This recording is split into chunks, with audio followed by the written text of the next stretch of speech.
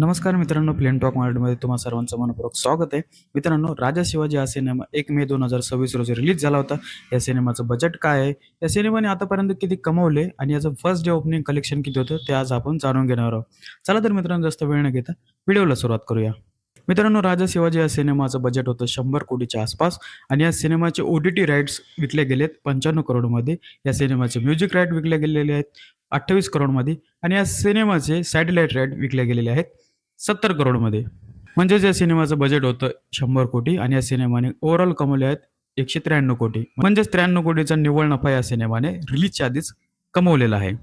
आता या सिनेमाचं ओपनिंग डे कलेक्शन किती होतं, म्हणजेच पहिल्या दिवसाचं कलेक्शन किती होतं?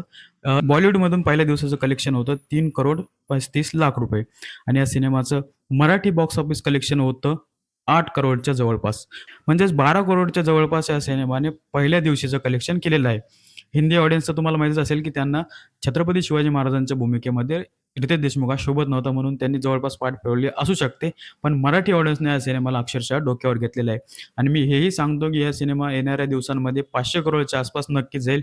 भलेही हिंदी ऑडियन्स या सिनेमाला बघू ना बघू, पण मराठी ऑडियन्स अक्षरशः या सिनेमाला डोक्यावर घेणार म्हणजे घेणारच. मित्रांनो, शनिवार रविवार अजून बाकी आहे, त्याचे कलेक्शनचे अपडेट मी तुम्हाला देईलच. पण या सिनेमाचं 8-15 दिवसाचं जे ओव्हरऑल कलेक्शन असेल त्याबद्दलही मी तुम्हाला माहिती देईल आणि त्याच्यानंतरच आपल्याला सगळं स्पष्ट होईल की हा सिनेमा लोकांना आवडलाय नाही आवडलाय आणि या सिनेमाचं कलेक्शन ओव्हरऑल किती होईल हे आपल्याला 8 ते 15 दिवसाच्या नंतर समजेल. आशा करूया हा सिनेमा 1000 कोटीच्याही पार जावा. तर मित्रांनो, या सिनेमाबद्दल तुमची काय प्रतिक्रिया आहे कमेंटमध्ये सांगा. तुम्हाला काय वाटतं, हा सिनेमा किती कमाई करू शकतो आणि या सिनेमाबद्दलचे काही निगेटिव्ह पॉझिटिव्ह पॉईंट असतील तर तेही देखील कमेंटमध्ये सांगा. व्हिडिओ आवडला असेल तर लाईक करा आणि मराठी सिनेमाच्या अपडेटसाठी चॅनलला सबस्क्राईब करा आणि येत्या 2-3 दिवसामध्ये आपल्या चॅनलवरती या सिनेमाचा रिव्ह्यू होतोय, तोही बघायला विसरू नका. धन्यवाद.